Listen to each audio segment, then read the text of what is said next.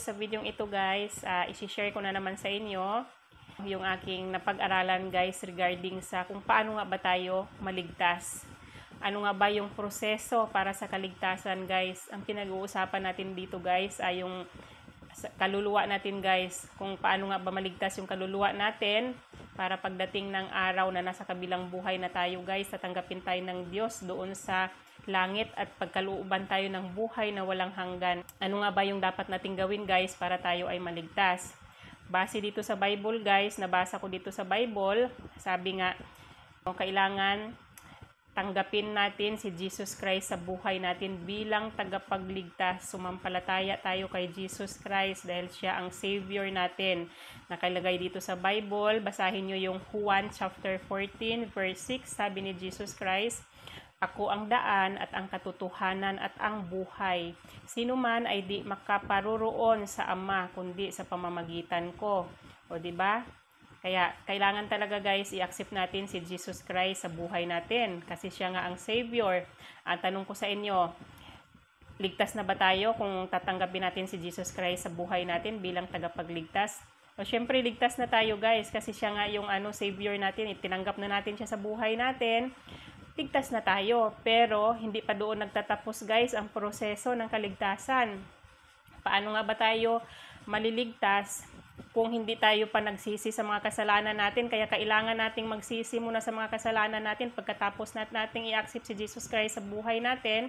Susunod nating gawin, magsisi tayo sa mga kasalanan kasi nakalagay nga dito sa Bible, Lucas chapter 13 verse 5, "Ngunit sinasabi ko sa inyo, malibang magsisi kayo't talikuran ang inyong mga kasalanan, mapapahamak din kayong tulad nila." O, diba? Sabi dito. Kaya kailangan talaga guys, para maligtas tayo, magsisi tayo sa mga kasalanang ating nagawa at talikuran na natin ang paggawa ng kasalanan. Paano nga ba tayo patatawarin sa mga kasalanang nagawa natin guys? Para mapatawad tayo guys sa mga kasalanang nagawa natin guys, kailangan din nating magpatawad sa mga taong nagkasala sa atin kasi nakalagay dito sa Bible. I-ano nyo yung Marcos chapter 11 verse 25, "At kapag nananalangin kayo, patawarin nyo muna ang mga nagkasala sa inyo para ang mga kasalanan ninyo ay patawarin din ng inyong Ama na nasa langit." O diba maliwanag na nakasaad dito. Bago patawarin yung mga kasalanan natin, kailangan nating magpatawad sa mga nagkakasala sa atin guys para tayo ay patawarin din. 'Di ba? Check naman na kapag nangyari 'yon, papatawarin tayo kasi nga inaccept muna natin si Jesus Christ. Siya ang Savior natin guys, kaya patatawarin talaga ng Diyos yung mga kasalanan natin basta humingi tayo ng tawad. Tanong ko sa inyo, doon na ba nagtatapos 'yon? Ang proseso ng kaligtasan? Hindi pa guys, mahaba parang proseso ng kaligtasan base sa pagkaintindi ko ha. Tapos paano nyo ba malalaman guys na okay na kayo kay God guys, tanggap na kayo ni God, na binilang na kayo ni God bilang isa sa mga anak niya? Malalaman nyo yan guys kapag pinagkaloob na ni God yung kanyang Espiritu Santo sa inyo. Doon nyo malalaman na kayo ay inaccept na ni God at tinanggap na bilang bilang isa sa mga anak niya. Malalaman nyo yan guys kapag mga gusto nyong gawin sa buhay nyo guys ay yung mga pang godly works na, yung mga gawain na pang Diyos guys. Alam nyo yung nahihilig na kayo sa pagbabasa ng Bible, tapos nadadalas na yung pag-pray nyo, tapos nagsishare na kayo ng mga gospel, yung mga ganun guys, ganun na kasi kapag may Espiritu Santo nang nakatira sa inyo guys, iga-guide kayo ni Holy Spirit para sa nyo, kung ano man yung assignment nyo sa mundong ito, iga-guide kayo ni Holy Spirit para yun ang mapuntahan nyo guys, para makapag-umpisa kayo kung ano man yung gusto ng Diyos na mangyari sa buhay nyo. Doon nyo malalaman na tanggap na kayo ni God, binilang na kayo na isa sa mga anak niya. Tapos ngayon, nanggap na kayo ni God bilang anak niya. Hindi pa rin doon nagtatapos yun guys. Kailangan nyo munang sundin kung 'di ba na kayo, nasa tamang landas na kayo kasi accepted na kayo ni God bilang anak na niya. Kailangan yung ipagpatuloy yung paggawa ng kabutihan guys at saka sundin lahat ng kautusan ng Diyos. Kung ano man yung gusto ng Diyos na gawin nyo, huwag ninyong susuwayin kasi nga kapag kayo lumabag sa kautusan niya guys, kasalanan yan. Ano nga sabi sa Bible? Ang sabi sa Bible guys, ang kabayaran ng kasalanan ay kamatayan. O, di ba? Nakalagay dito. Basahin nyo yung Roma chapter 6 verse 23, sapagkat ang kabayaran ng kasalanan ay kamatayan, ngunit ang kaloob ng Diyos ay buhay na walang hanggan sa pamamagitan ni Kristo Hesus na ating Panginoong Diyos. 'Di ba? Kaya kailangan mamuhay tayong banal kapag kung interesado talaga tayo sa pagbabagong buhay, interesado tayo magkaroon ng kaligtasan, guys, mamuhay tayo ng banal, as in lahat ng kautusan ng Diyos susundin natin para hindi tayo maparusahan ng kamatayan, guys, kapag tayo namatay na, para hindi tayo mapunta sa hell. Kasi nga nakalagay dito, 'di ba, kapag nagkasala ka, kapag hindi mo sinunod ang commandments ni God, ibig sabihin sumuway ka, lumabag ka, nagkasala ka na noon. O 'di ba? Kaya kailangan talaga sundin yung kautusan ng Diyos. Lumakad tayo sa will ni God, na hayaan natin na yung will ni God ang masusunod sa buhay natin, hindi yung will natin, guys. Yun.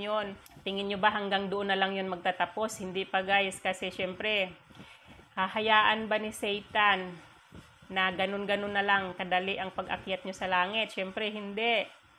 Ngayon, mag-uumpisa na si Satan sa pag-atake sa inyo, guys. Talagang tutuksuhin kayo ni Satan para ay gumawa kayo ulit ng kasalanan, guys, para hindi kayo makaakyat sa langit, dahil gusto nga niyang idamay kayo sa mga kasalanan niyang nagawa, guys. Gusto niya kung ano yung mga nagawa niyang ginagawa niyang kasalanan, gawin din ninyo, guys. Kaya tutuksuhin kayo niyan, guys. Gagawa ng paraan si Satan na atakihin kayo para magkasala kayong muli. Tapos diyan na yung papasok yung mga spiritual warfare, andyan na yung mararanasan nyo na yung may magkakas ng spell sa inyo, ng rituals, ng black magic, para ay sumuko kayo, guys, para ay bumalik kayo sa dating gawin nyo sa paggawa ng kasalanan, para hindi kayo makasurvive at hindi kayo makakaakyat sa langit. Yun talaga ang purpose ni Satan, para ay hindi matuloy yung pagbabagong buhay nyo, hindi nyo ma-inherit yung kingdom ni God.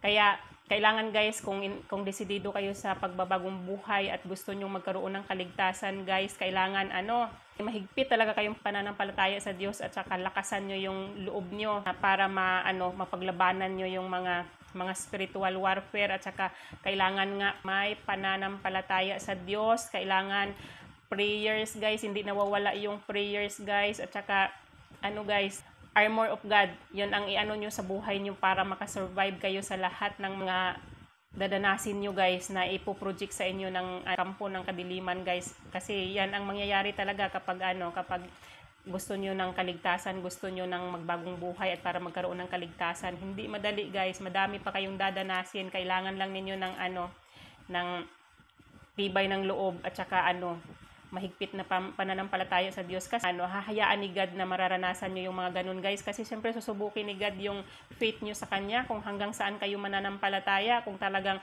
itutuloy nyo pa ba yung pananampalataya nyo sa Kanya, yung pagbabalik loob nyo sa Kanya, sa kabila ng hirap na dinadanas nyo, di ba? Sa kabila ng mga sufferings, yung mga sacrifices, yung mga pain na ginagawa ni Satan sa inyo, guys. Kung talagang kung talagang lalaban kayo hanggang dulo, yun, hahayaan kayo ni God na maranasan yon, pero siguraduhin niya sa inyo na hindi kayo nag-iisa, guys, kasi sasamahan niya kayo sa laban nyo. Siya makikipaglaban sa inyo at ipapanalo niya kayo, kasi nakalagay dito, Deuteronomio chapter 20 verse 4, nakalagay dito, sapagkat ang Panginoon na inyong Diyos ay sasama sa inyo, makikipaglaban siya para sa inyo, laban sa mga kaaway ninyo, at pagtatagumpayin niya kayo. O, diba?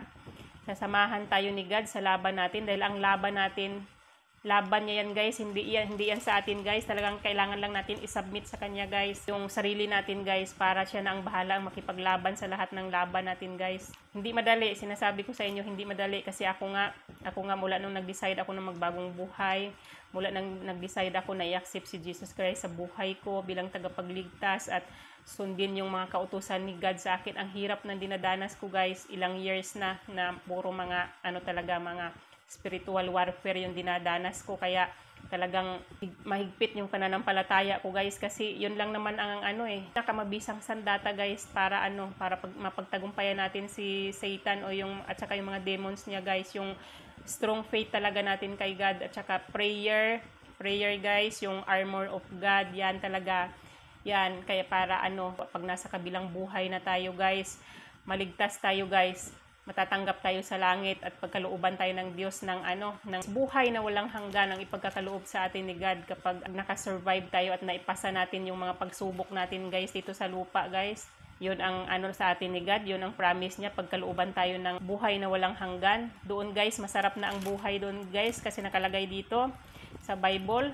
Basahin nyo yung yung Apocalypse chapter 21 verse 4 nakalagay dito. At papahirin niya ang bawat luha sa kanilang mga mata at hindi na magkakaroon ng kamatayan, hindi na magkakaroon pa ng dalamhati, unang pananambitan man, unang hirap pa man. Ang mga bagay nung una ay napaparam na, o di ba? Doon sa kabilang buhay, doon natin mararanasan yung guys, wala nang pahirap doon guys, wala nang sakit, hindi na tayo iiyak doon, wala nang kamatayan doon, eternal life nga, di ba? Wala na doon yung mga nararanasan nating sufferings dito sa lupa guys, yung pahirap na ni Satan sa atin dito sa lupa, hindi na natin mararanasan yan doon sa kabilang buhay.